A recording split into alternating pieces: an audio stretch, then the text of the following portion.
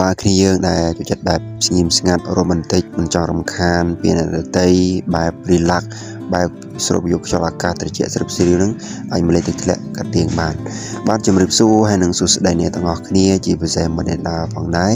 រយៈពេលប្រហែលថ្ងៃនេះខ្ញុំមិនទាន់បានចេញវីដេអូនិយាយបានច្រើនទេដោយសារតែ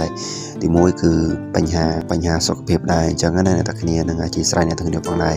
បាទអញ្ចឹងអ្នកទាំងគ្នាថ្ងៃនេះផងដែរតើមុននឹងនាំអ្នកទាំងគ្នាទៅលេងកន្លែងបណ្ដុំទេសចរមួយដែលស្ថិតនៅក្រុងបន្លុងបណ្ដុំទេសចរនេះគេហៅថាបណ្ដុំទេសចរទឹកធ្លាក់កាទៀងបាទអញ្ចឹងទឹកទេសចរទឹកធ្លាក់កាទៀងនេះគឺយើងឃើញថាបងប្អូនយើងនៅក្នុងក្រុងបន្លុងស្គាល់ស្ទើរតែគ្រប់គ្នាហើយអញ្ចឹងណាតែអ្វីដែលខ្ញុំណែនាំនេះចង់ឲ្យអ្នកទាំងគ្នាមកលេងទីនេះដើម្បីឲ្យអ្នកគ្នាបើសិនជាគ្នាមានអារម្មណ៍ stress ស្មុគស្មាញបញ្ហាច្រើនអាចមកលេងទឹកធ្លាក់កាទៀងបានមួយទឹកធ្លាក់កាទៀងនេះគឺជាទឹកធ្លាក់មួយដែលធ្វើឲ្យយើងមានអារម្មណ៍ស្រស់ស្រាយគឺយើងឃើញភ្លាមគឺយើងមានអារម្មណ៍ថាចង់ងូតទឹកចង់ស្រូបខ្យល់អាកាសនេះតែម្ដងបាទហើយជាពិសេសសិស្សប្អូនដែលធ្វើប្រឡងទី12ក្នុងឆ្នាំនេះ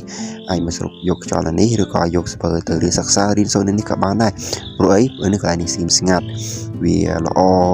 សម្រាប់យើងមកពី2នាក់ទៅរៀននេះគឺកន្លែងហ្នឹងក៏មានកន្លែងគេចុះសម្រាប់យើងអង្គុយអីអញ្ចឹងអ្នកទាំងគ្នាគឺអ្នកទាំងអែមអ្នកគ្នា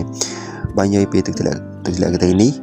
ចម្ងាយពីក្រុងបន្លុងពីទីរំខេត្តគឺមួយឆ្ងាយប្រហែលនេះគឺចិត្តទេអាចថា9គីឡូហ្នឹងពីក្រុងបន្លុងពីទីរំខេត្តរបស់យើងហ្នឹងបាទអញ្ចឹងបើយើងសង្កេតទៅលើទេសភាពនៅម្ដុំនៅទឹកធ្លាក់កាទៀងនេះមានប្រេឈើព័ទ្ធជុំវិញគឺអែមអញ្ចឹងណាអ្នកគ្នាហ្នឹងហើយនេះគេអាចមកបានគេសារទឹកទៅនេះអាចមកលេងនៅក្រុមគ្រួសារបងប្អូនយើងនៅកន្លែងហ្នឹងបានអញ្ចឹងណា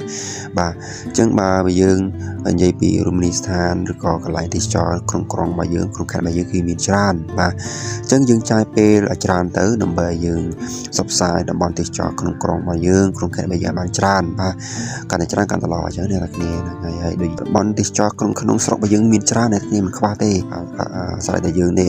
មានពេលសម្រាប់ផ្សព្វផ្សាយអញ្ចឹងណាអ្នកគ្នាបាទអញ្ចឹងមានច្រើនអ្នកគ្នាជួយផ្សព្វផ្សាយអ្នកគ្នាទៅដើម្បីឲ្យគេស្គាល់តំបន់ទេសចររបស់យើងអញ្ចឹងអ្នកគ្នាព្រោះច្រើនកុំភ្លេចមកលេងទឹកធ្លាក់កាទៀងផងដែលនៅក្នុងក្រុងបន្លុងបាទឥឡូវចូលឆ្នាំ